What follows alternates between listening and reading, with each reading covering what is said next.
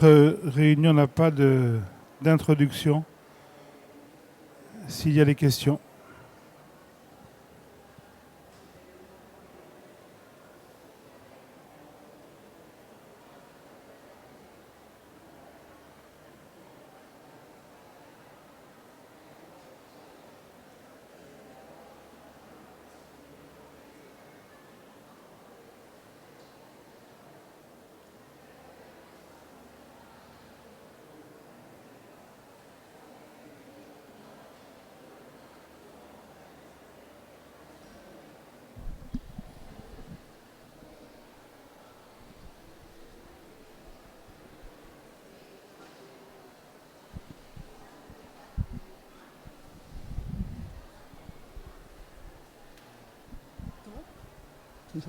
Oui.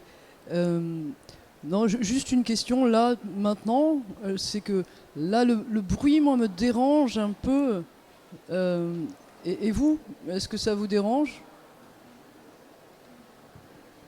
Non. Merci.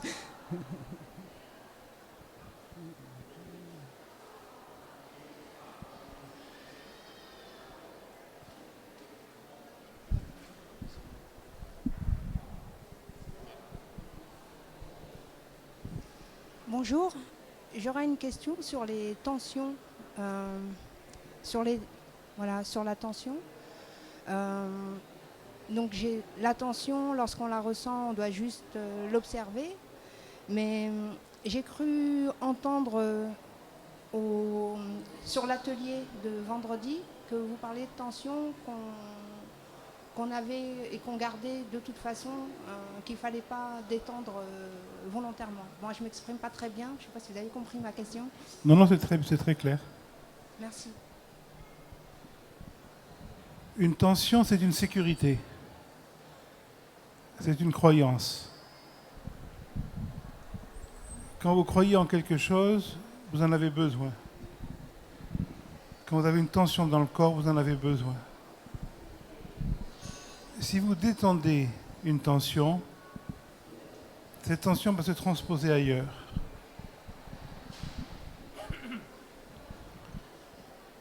Si vous faites de l'alpinisme, vous attrapez une racine, une autre, quelque chose, là, vous attrapez autre chose.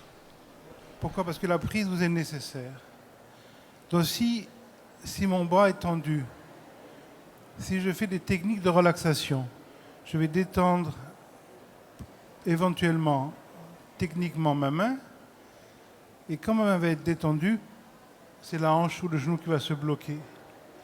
Parce que cette prise, c'est quelque chose qui m'est nécessaire pour survivre. Dans l'approche tantrique, on ne détend jamais le corps. Le poing est tendu. La tension, c'est une fabrication, ce n'est pas naturel. Si vous passez derrière moi, si vous m'étranglez, dans l'instant, ma main est détendue.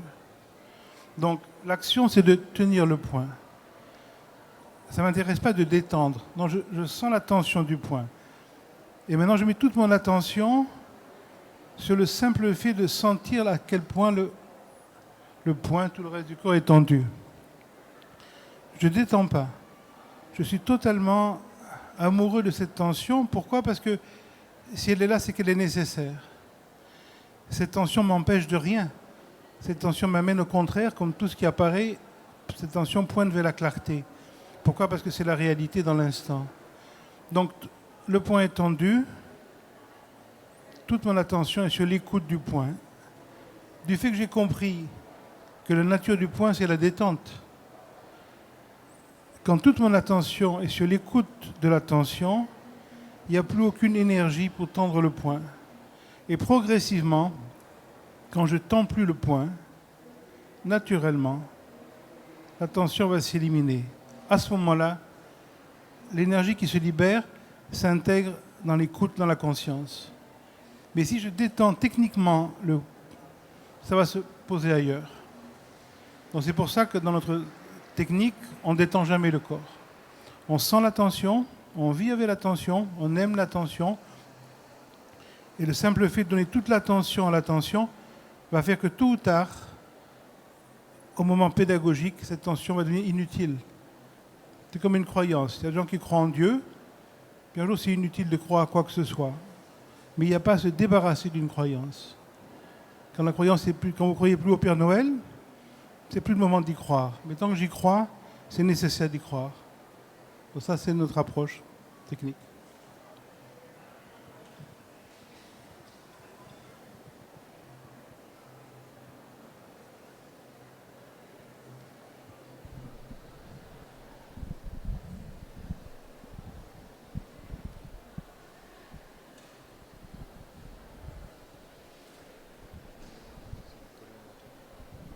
Bonjour. Peut-on raisonner de la même façon pour la souffrance physique?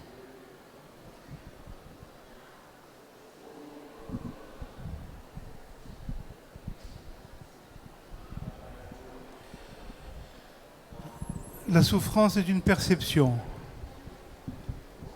Quelle que soit la thérapeutique que vous allez utiliser, il faut d'abord l'écouter.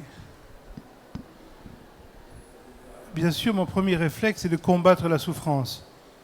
Mais tôt ou tard, je vais m'apercevoir que quand je me bats contre quelque chose, j'augmente la souffrance. Si vous faites de la boxe, les premières années, vous apprenez à encaisser. C'est le plus difficile. Parce que la première réflexe quand je reçois un coup, c'est de me tendre. Là, c'est très douloureux. Un boxeur, quand il reçoit un coup, il absorbe le coup, pas l'ensemble du corps. La souffrance est à ce moment-là démultipliée par le volume. Donc quand il y a une douleur dans le corps, je dois voir à quel point généralement je me focalise sur la douleur. Donc il y a toute une technicité possible, je dirais qui est annexe au travail du yoga cachemérien, mais qui est une transposition possible, qui est de se rendre compte que je me fixe sur un point et petit à petit de laisser au contraire tactilement la douleur, c'est-à-dire à l'ensemble du corps. Si vous recevez une gifle, c'est douloureux. Mais la même puissance sur un point, c'est plus douloureux. La même puissance sur une phalange, c'est plus douloureux. La même puissance sur un couteau, c'est plus douloureux. La même puissance sur une aiguille, ça fait encore plus mal. Pourquoi? C'est de plus en plus petit. Au plus c'est grand, au moins c'est douloureux. Donc il faut amener, quand on fait des arts martiaux, ou quand on a une douleur, progressivement, techniquement, la douleur d'une région à remplir l'ensemble du corps. Il y a une technicité qui est une transposition de ce qu'on fait. Alors peut-être pour des douleurs extrêmes, moi je n'ai pas d'expérience de ça, je ne peux rien dire. Mais pour des douleurs modérées, on peut tout à fait, on va dire, faire que la douleur soit plus douloureuse. Elle reste ce qu'elle est, mais elle est plus, ça ne devient plus le centre de la conscience, ça devient un objet parmi d'autres. Donc oui, il y a une transposition possible.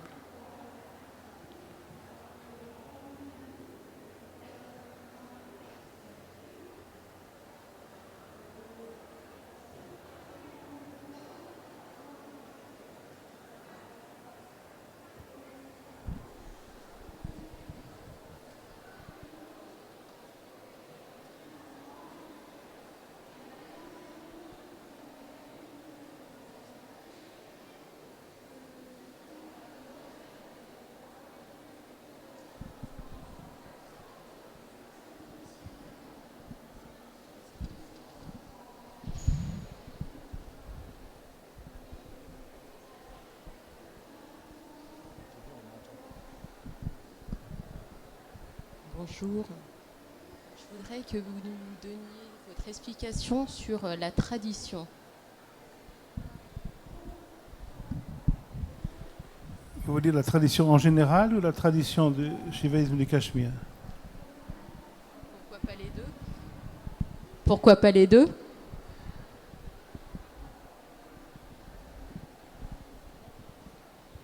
Vous savez, c'est des mots très conceptuels. Dans le sens où on l'entend ici, le mot tradition se réfère à un pressentiment non conceptualisable. Le pressentiment que ce qu'on appelle la vie est une représentation de quelque chose, est une forme d'allégorie, mais il y a quelque chose de plus substantiel qui est caché par cette allégorie même. Alors les différentes traditions ont essayé, avec plus ou moins de justesse, de créer un forme de corpus d'approche, d'exploration, pour rendre ce pressentiment de la vérité de plus en plus concret, de plus en plus expérimental. Le Shivaïm du Cachemire est une approche parmi les autres. Et d'ailleurs, le Shivaïm du Cachemire n'existe pas. C'est une formulation simpliste qu'on utilise pour des raisons pédagogiques, pour ne pas rentrer dans les détails qui intéressent peu de monde. Donc on va dire, pour nous, notre pratique, c'est un acte de... On ne peut pas dire de souvenir, parce que le souvenir implique le passé, et on prétend qu'il n'y a pas de passé. Mais c'est un acte de disponibilité à ce qui est là, indépendamment de la pensée et de la perception. Donc c'est une pratique où l'accent n'est pas mis sur ce qui est perçu, mais sur le fait même de percevoir, ou pas mis sur ce qui est pensé, mais sur le fait même de penser. Donc il y a une espèce d'espace qu'on va chercher à laisser devenir conscient, dans lequel la fonctionnalité de la vie va s'incarner de manière fonctionnelle. Mais c'est difficile d'être plus spécifique parce qu'il faudrait rentrer dans des choses vraiment dans l'indologie conceptuelle qui concerne, je pense, pas la plupart des gens ici.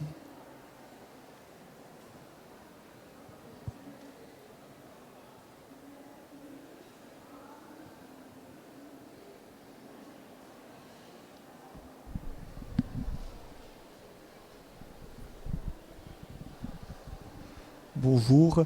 Alors, ce que vous disiez en ce qui concerne la douleur physique, est-ce que ça pourrait s'appliquer à la douleur psychique?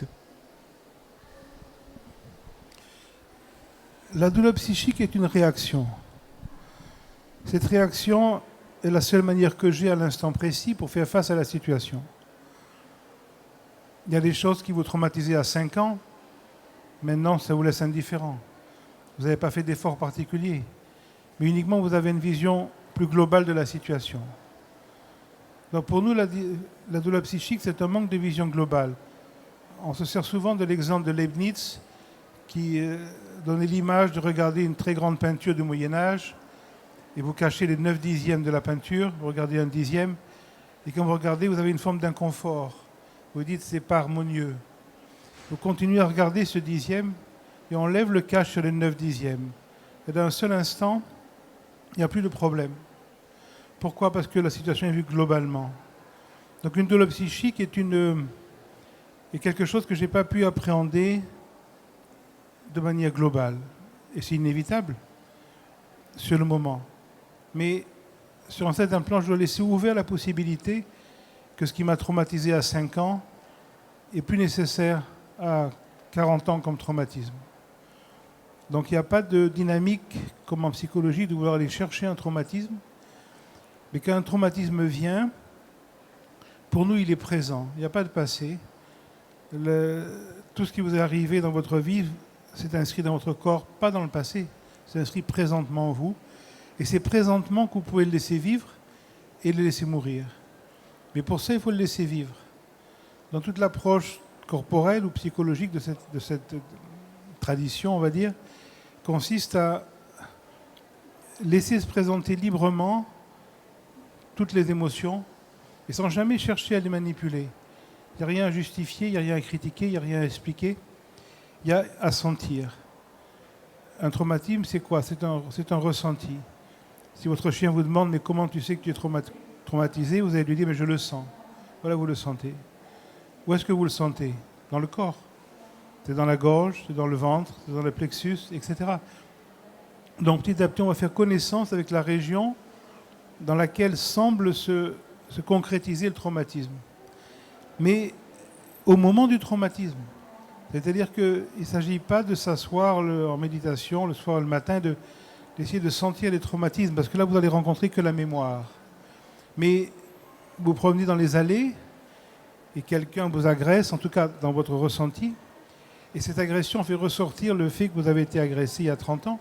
Vous avez un choc, vous regardez la télévision, vous voyez des images de massacres sympathiques, et vous avez une rancœur, vous avez une violence, vous avez une peur, une tristesse qui vient en vous. La télévision, enfin, ça vient à quelque chose. Vous fermez la télévision et vous sentez cette émotion. Cette émotion ne vient pas de ce que vous avez vu. Ce que vous avez vu l'a réveillée. Et vous ne faites rien avec ça. Cette émotion, c'est comme une drogue quand vous avez... vous êtes sûrement trop sage pour faire ça, mais si vous achetez une pilule rose de LSD, vous l'avalez, qu'est-ce que vous faites ensuite? Vous ne faites rien. Vous laissez faire. Et petit à petit, la drogue va commencer à... Et vous allez sentir, etc. Là, c'est la même chose. Uniquement, c'est moins cher, il n'y a rien à acheter. Et vous laissez cette émotion tactile devenir vivante. C'est chaud, c'est froid, c'est sec, c'est amer, c'est astringent, c'est obscur, c'est clair, c'est lourd, c'est léger. C'est en expansion, c'est en contraction, c'est râpeux, c'est lisse, c'est... etc. Ça doit être tactile. Rappelez-vous que vous avez dit à votre chien que vous le sentez. Donc, donnez-vous au senti. Et puis au bout d'un moment, vous allez voir, vous allez penser à autre chose, à votre voisine, au chien, au marché à faire. Il ne faut pas rattraper. Dans le yoga, on ne rattrape jamais les choses. C'est plus le moment. De nouveau, un autre jour, quelqu'un vous insulte, quelqu'un vous ceci ou cela, et vous sentez l'agression. Bravo, vous avez gagné. De nouveau, vous laissez vivre tactilement. Et petit à petit, le point, au début, on croit que c'est ici, on croit que c'est là. Et quand vous allez laisser vivre un point, vous allez voir qu'un point, c'est un mouvement, qu'un mouvement, c'est une expansion, qu'une expansion, ça s'étale, ça s'étale, ça s'étale. Et à un moment donné, c'est l'ensemble du corps qui va... Et quand une tension s'ouvre, s'ouvre, s'ouvre, s'ouvre, s'ouvre, elle perd ses caractéristiques de tension, parce qu'une tension, c'est une séparation de l'ensemble. Une émotion, c'est la même chose. Donc, et dans cette ouverture naturelle, il se peut qu'à ce moment-là, qu'il y ait une forme de conceptualisation, mais intuitive. Vous allez voir certaines choses, vous allez voir combien votre vie a été façonnée par ce traumatisme, combien vous avez fait ça, vous n'avez pas fait ça à cause de ce traumatisme, sans commentaire. Votre vie est parfaite, elle n'aurait pas dû être différente. C'est tout ce que vous avez fait ou pas fait qui vous a amené à cette maturation maintenant. Donc il n'y a jamais de commentaire sur sa vie, mais il y a une exploration tactile de l'émotion. Bien sûr, ça c'est la théorie, la pratique c'est plus subtil que ça, mais c'est un peu la ligne qu'on peut vous dire. Voilà.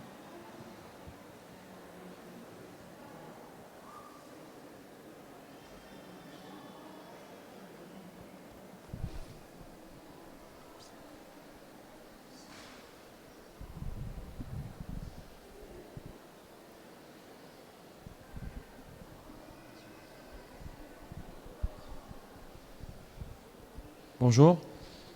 J'ai une question par rapport à l'ego. J'aimerais d'abord savoir plus précisément qu'est-ce que l'ego et est-ce qu'il est nécessaire ou pas à notre fonctionnement. Bon. Ce qui n'existe pas n'est pas nécessaire. Vous savez, l'ego, c'est un mot qu'on emploie, c'est une forme d'allégorie. C'est comme de dire le soleil se lève le matin. Le soleil ne se lève pas le matin, vous êtes au courant, mais des fois vous employez quand même l'expression. Ça pointe vers quelque chose. L'état naturel de l'être humain, c'est la détente. Et puis des fois, fonctionnellement, le corps se tend. Si on vous donne un coup de pied, vous allez lever le bras, vous allez lever la jambe. C'est tout à fait naturel. On ne vous donne plus le coup de pied, le bras descend. Mais des fois, quand vous avez reçu beaucoup de coups de pied, même quand il n'y a plus de coup de pied, le bras reste levé. La jambe reste levée. Ça devient inutile. On peut dire ce mouvement, on peut dire sur un certain plan, on l'a symbolisé par le mot égo. C'est-à-dire une contraction qui n'est plus nécessaire. Quand un chien vous mord, que vous vous sentiez agressé physiquement, que la jambe sente agressée, c'est tout à fait fonctionnel. Mais quand on vous traite d'imbécile, que vous vous sentiez agressé, c'est inutile. Donc, la réaction inutile, c'est ce qu'on appelle l'ego. Voilà. Donc, à un moment donné, vous n'êtes plus agressé par ce qui est inutile. L'opinion de l'environnement est nécessaire. Quand quelqu'un vous traite d'imbécile, oui, il est plus intelligent que vous, il a raison. Oui, il est plus bête que vous et ce n'est pas de sa faute. Mais en aucun cas, c'est une agression. C'est ce que c'est. Les gens plus grands que vous sont plus grands, les gens plus petits sont plus petits. Si on vous traite de petit, c'est que la personne est plus grande. Si on vous traite de faible, c'est que la personne est plus forte. Celui qui est faible vous traite de fort, c'est pas mieux. Les gens vous voient en fonction de leur référence. Pour un lion, vous êtes un casse-croûte. Pour une fourmi, vous êtes un monstre. Vous n'allez pas vous sentir agressé par le point de vue du lion ou celui de la fourmi. Chacun vous voit selon ses propres préjugés, selon sa propre idéologie, selon sa race, etc. Donc à un moment donné, l'agression psychologique devient inutile. Quand l'agression psychologique devient inutile, l'ego devient inutile. Il reste des agressions fonctionnelles. Si le chien vous mord la jambe, vous pouvez frapper le chien, vous pouvez tuer le chien. Mais vous ne créez pas un méchant chien. Parce qu'il n'y a pas de méchant chien. Le chien qui vous mord la jambe va lécher son maître, va sauver son maître. Et le chien qui vous lèche n'est pas un gentil chien. Il ira mordre quelqu'un d'autre. C'est uniquement la situation qui fait qu'on vous agresse ou qu'on vous aime. Les gens qui vous aiment ne sont pas mieux que les autres. Ils sont en confiance avec vous. Les gens qui vous détestent ne sont pas plus méchants que les autres. Ils sont en inconfort avec vous. Donc, à un moment donné, il n'y a plus la nécessité de créer un monde gentil ou mauvais comme les politiciens, comme le monde religieux le crée. Les choses sont ce qu'elles sont. Ça ne veut pas dire que vous n'agissez pas différemment. Qu'un chien vous lèche, vous le caressez souvent. Qu'un chien vous mord, vous le frappez. Mais vous n'êtes pas dupe. Quand vous frappez le chien qui vous mord, ce n'est pas un méchant chien. Vous faites ce que vous avez à faire. Et quand vous caressez le chien qui vous lèche, vous n'inventez pas un gentil chien. Vous n'inventez rien. Il y a une fonctionnalité. L'ego, c'est la fonctionnalité. L'ego, c'est croire que le chien est méchant. Ou le chien est gentil. C'est la même chose. Donc c'est ce qui est inutile. Mais c'est quelque chose, c'est un mouvement de crispation, c'est un mouvement d'affirmation, mais ce n'est pas quelque chose. Donc c'est pour ça l'idée de se battre contre son ego, c'est une forme de sécurisation. C'est comme vouloir être sage, c'est comme vouloir être réalisé, c'est comme cette espèce de fantasme du surhomme. C'est inévitable. Quand vous avez 5 ans, vous voulez aller dans les scouts.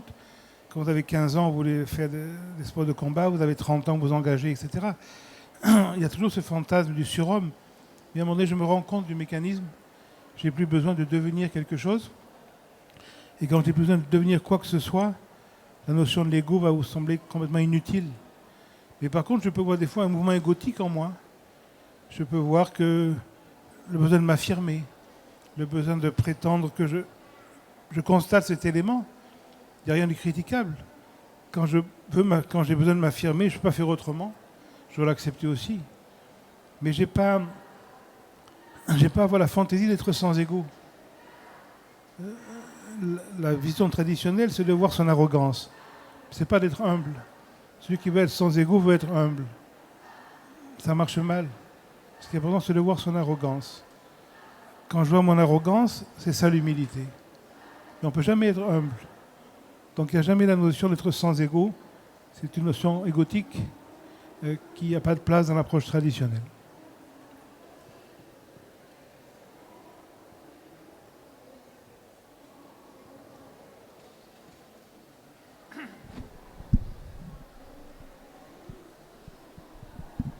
Bonjour. Il semblerait que dans ce monde, on soit davantage habitué à la crispation qu'au naturel. Et à vous écouter, à vous lire, je me suis demandé dans quel contexte en Inde était advenue et avait pu apparaître une telle philosophie, une telle pratique, parce qu'elle va, même si elle est juste, elle va tellement à l'encontre de tout ce que nous vivons. Comment c'est advenu il y a bien longtemps? Ils ont fait preuve d'une maturité exceptionnelle. Et ça m'a toujours interrogée. Vous savez, il y a la même maturité quand vous lisez Maître Eckhart.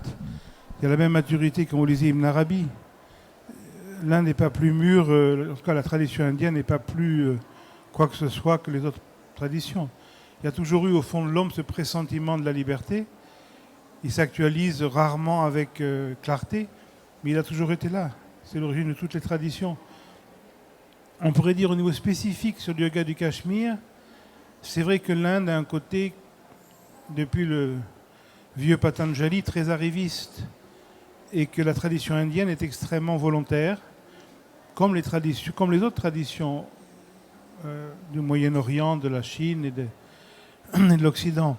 Et au Cachemire, on va dire effectivement pour la première fois, en tout cas dans la tradition indienne, au Moyen-Âge, s'est formulée une approche non intentionnelle.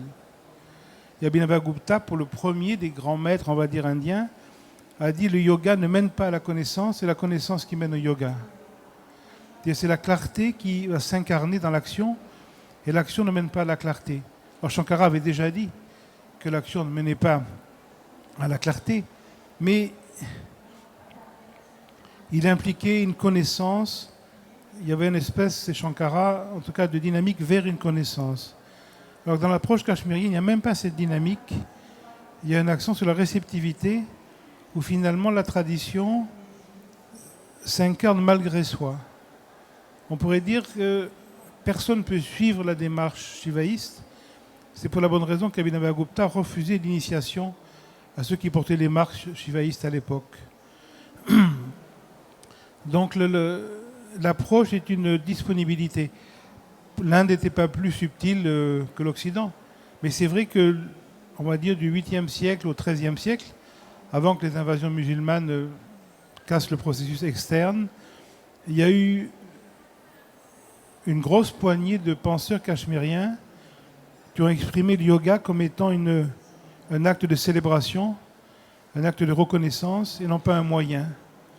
Donc on a quitté complètement l'optique des Nath, des Goraknath, l'optique de Patanjali, où le yogi devient un surhomme, devient pur par rapport à l'impur. C'est pour ça que l'approche tantrique ne reconnaît pas les castes, ne reconnaît pas la notion de pureté et d'impureté, ne reconnaît pas de hiérarchie, alors que l'approche de Patanjali est extrêmement védique et reconnaît constamment la différence entre le pur et l'impur, le juste et le faux. Ça, ces notions ont été mises en question au Cachemire, ont été mises en question dans les autres traditions tantriques également d'ailleurs, mais c'est au Cachemire qu'il y a eu le plus l'accentuation sur l'action comme expression de la clarté et non pas comme moyen. Donc on peut dire que le Cachemire était un endroit a été décrit par Abhinavagupta et par d'autres penseurs de l'époque comme étant un endroit un peu idyllique au Moyen-Âge. Mais le Cachemire, c'est fini. C'est loin d'être idyllique maintenant. Et ce qui est important, c'est ce qui se passe maintenant pour chacun. Et le moment idyllique, c'est le moment de l'écoute. Quand je me rends compte de mon fonctionnement, quand je me rends compte de mon affirmation, quand je me rends compte de mon arrogance, quand je me rends compte de tout ce qui m'empêche finalement de vivre tranquillement, c'est ça le moment idyllique. C'est ça l'écoute. La tradition n'est pas dans le passé.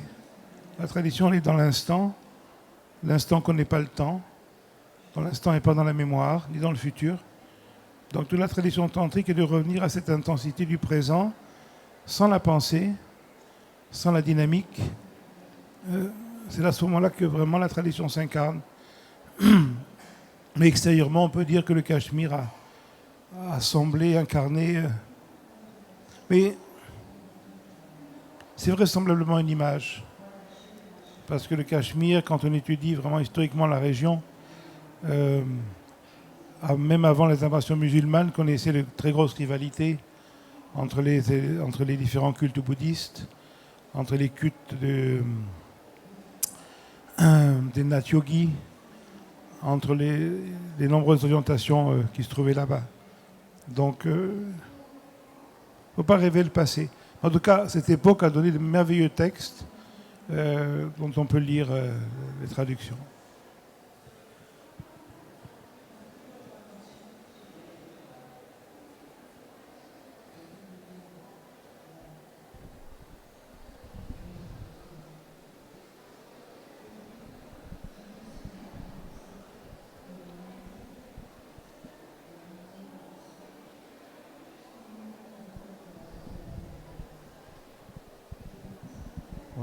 Voilà, je voudrais vous poser une question par rapport à la pensée en général.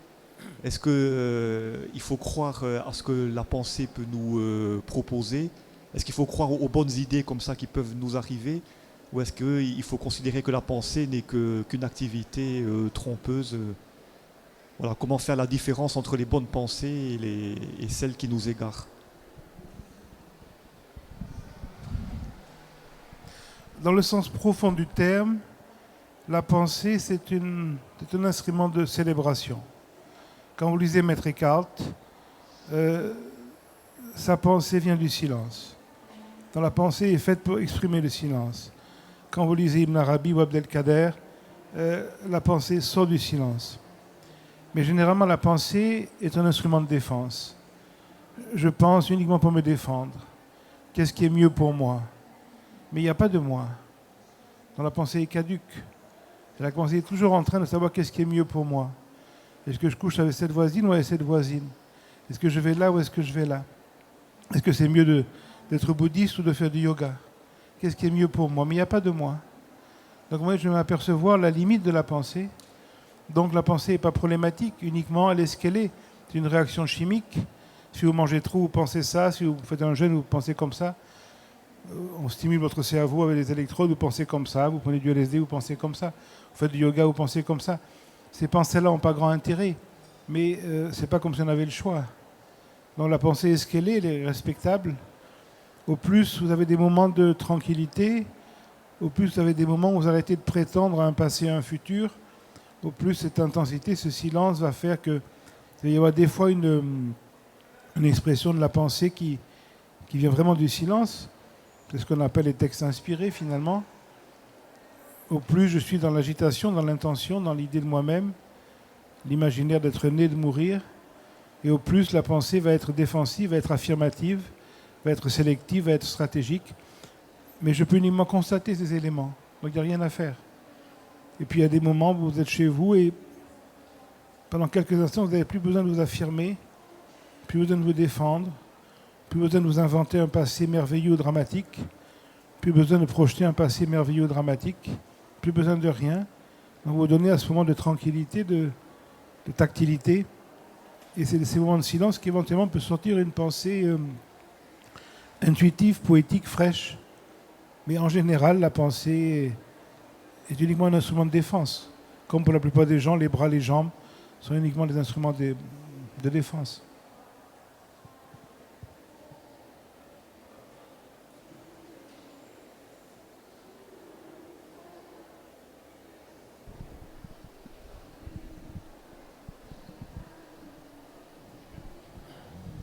Bonjour. Concrètement, si quelqu'un justement ne peut plus lever un bras, qu'est-ce que vous proposez? Pourquoi vous voulez lever un bras?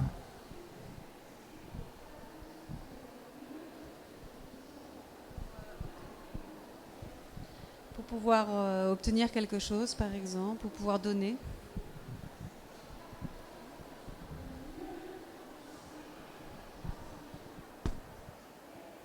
Vous savez, il y a deux parties dans l'approche qui est proposée ici. Il y a une partie qui est une technicité qu'on appellerait, pour employer un mot qui n'a pas grand sens de nos jours, yoga. Si vous ne pouvez pas lever le bras, si vous ne pouvez pas plier la jambe, il y a certaines choses qui ne vous concernent pas. Quand on ne peut pas recevoir des coups, on ne fait pas de boxe, ça ne vous empêche pas d'être heureux. Donc il ne faut pas fabriquer des choses. Alors on peut bien sûr, si vous rencontrez quelqu'un de sensible, il va pouvoir adapter pour vous des poses de yoga sans lever des bras. Et on peut le faire, bien sûr. Mais ça, je dirais, c'est externe. Ce qui est important, c'est d'apprendre à vivre. Vous ne pouvez pas lever un bras. Pour moi, c'est que vous n'en avez plus besoin. Il n'y a rien qui manque. Il y en a qui n'ont pas de jambes, il y en a qui n'ont pas de yeux, il y en a qui n'ont pas de bras. Quand on n'a pas quelque chose, on n'en a plus besoin. Expérimentalement. C'est-à-dire qu'il n'y a pas le choix. Quand vous êtes sur votre lit de mort, vous ne pouvez pas courir, vous ne pouvez pas bouger. Ça ne manque pas. Pourquoi? Parce qu'il n'y a pas le choix. Dans la vie, vous devez faire face à la réalité. Si on vous agresse dans la rue, il n'y a pas le choix. Ce n'est pas un hasard. On fait face à ce qui est là. Donc s'il vous manque un bras, si vous ne pouvez pas lever un bras, il faut psychiquement vous rendre compte combien vous fantasmez, combien l'idée du manque du bras est important. Le manque de bras est là, mais l'idée que le bras manque, ça c'est inutile. Ça, je dois me libérer de ça. Parce qu'il n'y a rien qui manque. Comment je sais que je dois avoir un bras en moins? J'ai un bras en moins. Voilà. Tout le reste, c'est la philosophie. Vous n'avez pas le choix. Si on vous crève un œil, les deux yeux, vous pouvez voir? Non. Il faut l'accepter. C'est fonctionnel. Vous n'avez pas le choix. Ça ne repousse pas les yeux. Donc, il faut vivre avec la réalité. Alors, comment apprendre à vivre avec ça? C'est un problème de sensibilité. Et la démarche cachemirienne n'est pas une démarche thérapeutique. Donc ma compétence est extrêmement limitée là-dessus. Il faut voir quelqu'un qui vous amène à vivre avec la réalité. On peut être heureux sans bras. Moi, j'ai des amis qui sont nés sans bras, qui sont heureux. Je connais des amis déprimés qui ont deux bras. Donc, en aucun cas, ça justifie être déprimé. Trouver quelqu'un qui vous aide à vous rendre compte de la beauté de la vie. Il y a peut-être l'autre bras, il y a peut-être encore des jambes. Un jour, il n'y aura même plus ça. Sur votre lit de mort, il vous manquera tout. Il ne va rien manquer. Si vous êtes habitué à l'intensité de la vie. Mais là, c'est une démarche plus thérapeutique. Et ça, c'est hors du cadre de ce que je peux faire.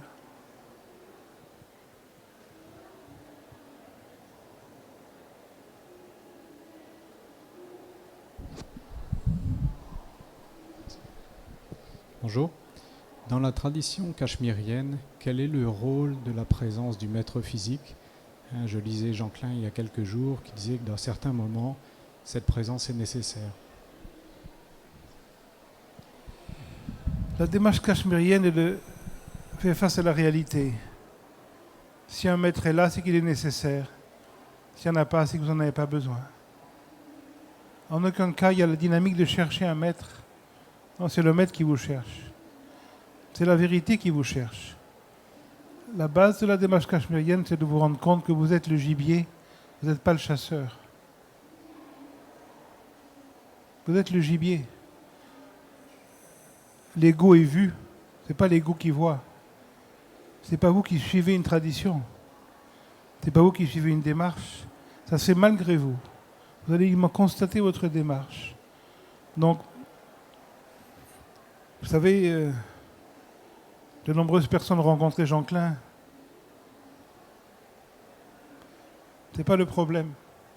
Moi, je connais des gens merveilleux qui présentent cette liberté qui n'ont pas rencontré Jean Klein. Donc, si vous avez la chance de rencontrer Ramana Maharshi, Ananda Mahima, Maharaj ou Jean Klein, mais ça ne suffit pas. Moi, j'ai bien connu Madame Osborne en fin de vie, qui avait vécu avec Ramana Maharshi, qui a vécu avec Krishna Menon, qui a vécu avec Ananda Mahima, qui a fréquenté Jean Klein, qui connaissait tous ces sages, mais elle ne se connaissait pas elle-même. Elle n'a servi à rien. C'est un commentaire inutile. Mais vous voyez ce que je veux dire. Le maître ne peut rien pour vous. C'est à vous de voir tout ce qu'il y a de faux en vous, tout ce qu'il y a de prétention, tout ce qu'il y a d'arrogance, tout ce qu'il y a de référence, et le regarder joyeusement. Parce que ce que vous êtes, c'est ce qui est nécessaire pour la clarté. Il n'y a aucune pathologie en vous qui n'est pas nécessaire. Donc, c'est cet amour de la réalité dans votre propre comportement. C'est ça qui est important. Si à ce moment-là, vous avez la chance, mais on va être méchant, on va dire il y a peu de chance. Vous rencontrez un maître, le maître va que pouvoir soutenir, on va dire, cette vision. Et vous savez, un maître, contrairement aux imageries modernes, ne connaît pas la vie et la mort. Donc, ce n'est pas parce que vous ne connaissez pas un maître sur le plan physique que vous êtes seul. Donc, le maître est là pour soutenir cette clarté, mais sa présence n'est pas forcément visible, elle n'est pas forcément connue, même de celui qui baigne dedans. La clarté est sans compréhension conceptuelle possible. On ne peut que interpréter les choses. Donc, dans un moment de clarté, vous serez toujours soutenu par cette clarté, quelle que soit la forme qu'elle prend extérieurement. Un maître dit toujours qu'il n'est pas son corps, qu'il n'est pas son psychisme. Bien sûr, ses élèves croient que c'est une manière de parler. Bien sûr, ses élèves pensent que c'est une allégorie. Mais ce n'est pas une allégorie. Donc, l'absence d'un maître physique n'est pas une absence. Et pour beaucoup, la présence d'un maître physique n'est pas une présence. Ce qui est important, c'est l'écoute. Là-dedans, tout se joue, d'instant en instant. Il n'y a jamais rien qui manque. Ce que dit Jean est vrai, bien sûr. Mais c'est quelque chose qu'il a répondu à quelqu'un sur le moment. Il ne faut pas oublier que Jean Klein n'a jamais rien écrit, parce qu'il n'avait rien à dire. Et dans toutes ses réponses, il est toujours ciblé pour quelqu'un de précis. Et à quelqu'un d'autre, il aurait pu répondre qu'il n'y a pas besoin de maître. Donc, lisez Jean Klein et oubliez ce que vous avez lu. C'est comme ça que vous allez le lire le mieux.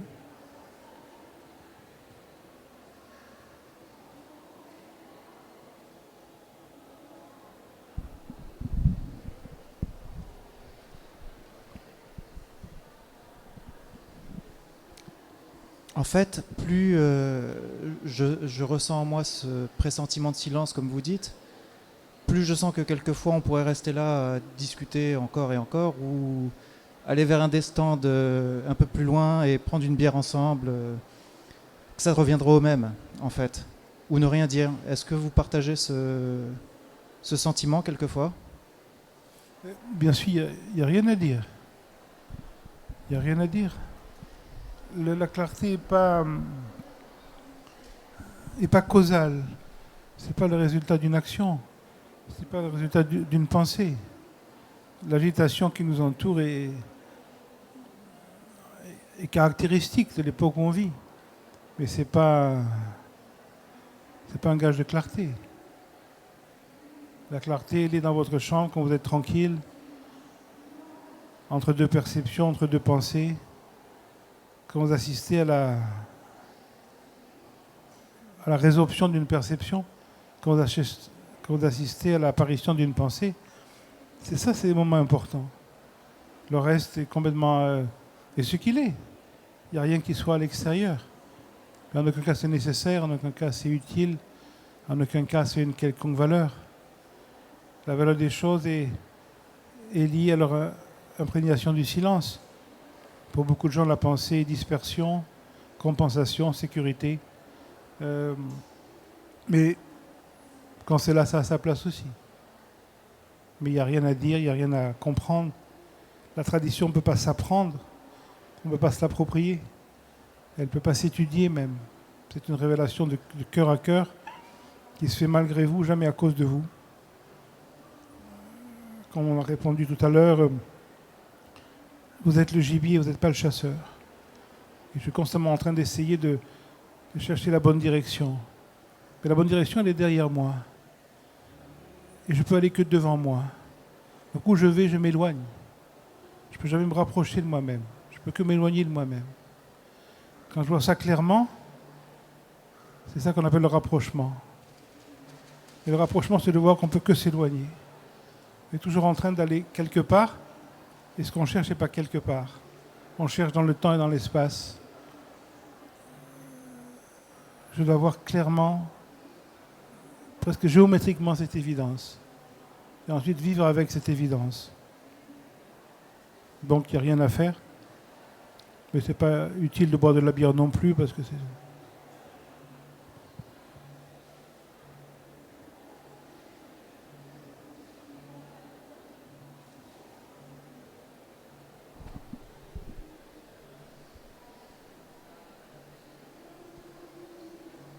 Alors du coup, j'ai une question. De quelle manière l'intensité de la vie est liée à nos paradoxes? De quelle manière l'intensité de la vie est liée à nos paradoxes?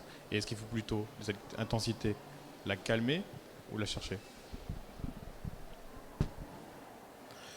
L'intensité de la vie se révèle quand je cherche plus l'intensité dans la perception et dans la pensée. Quand je cherche l'intensité dans la perception et la pensée, je fais que répéter les schémas.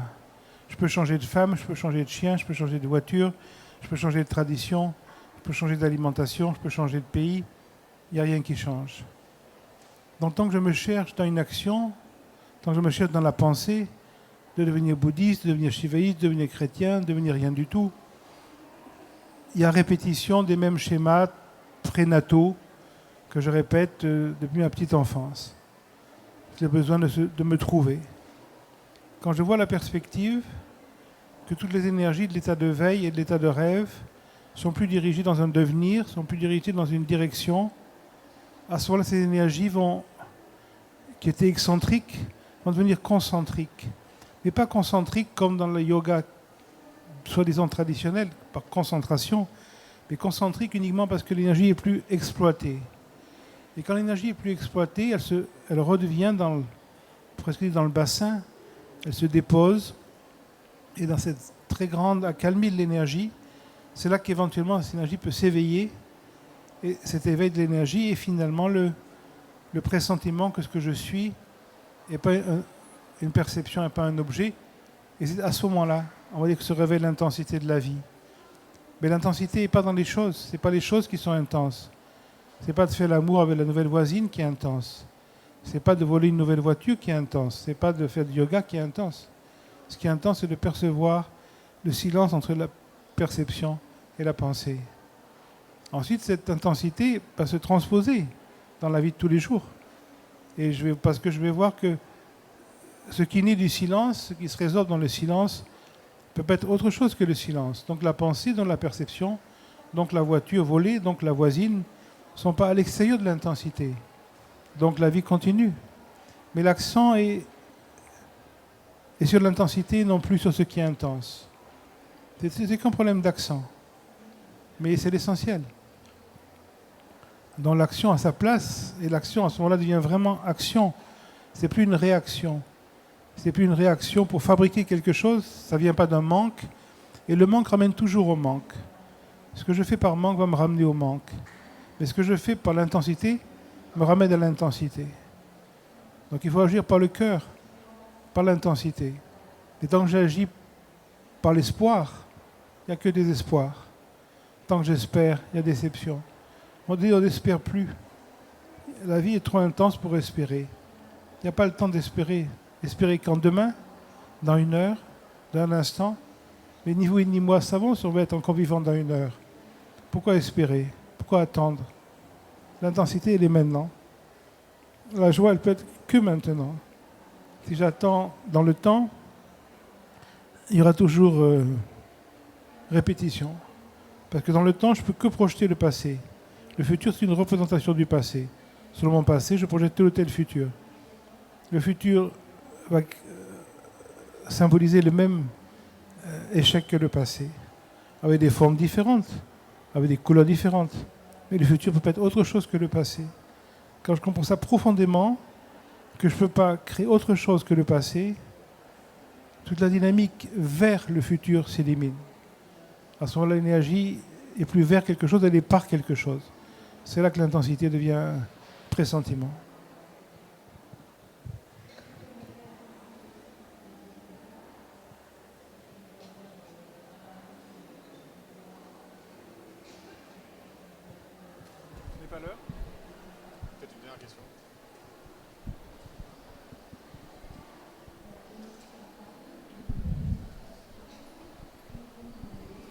Bonjour, j'écoute avec attention tout ce que vous dites. Je me présente, j'ai un parcours, une quête spirituelle depuis une dizaine d'années, beaucoup d'expérience en ashram près de Bangalore, dans le sud de l'Inde, et je n'ai jamais entendu parler de la tradition du Cachemire.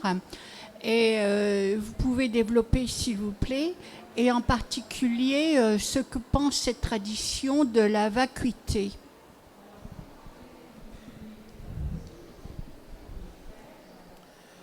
La tradition cachemirienne a été oubliée en Inde jusqu'il y a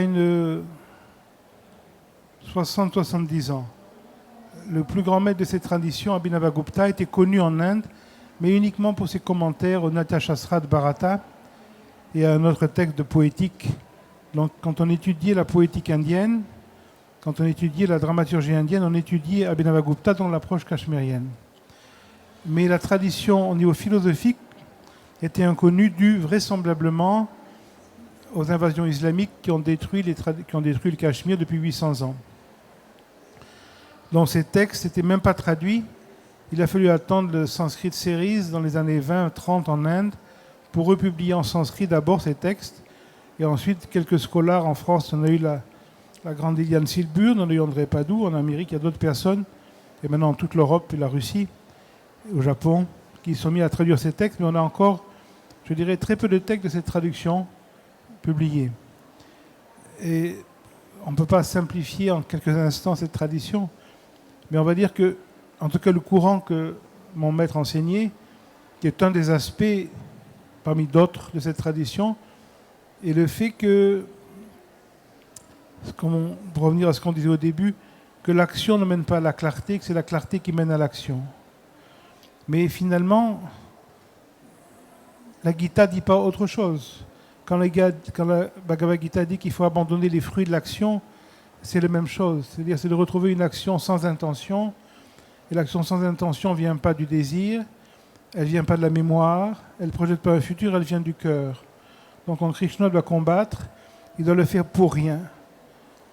S'il se réfère à son histoire personnelle, Krishna ne peut pas combattre parce qu'il ne veut pas se battre contre sa famille. Mais quand Krishna vit dans l'écoute, et l'écoute c'est le grand, plutôt Arjuna. Quand Arjuna vit dans l'écoute, et l'écoute c'est symbolisé par Krishna, automatiquement l'action jaillit sans intention.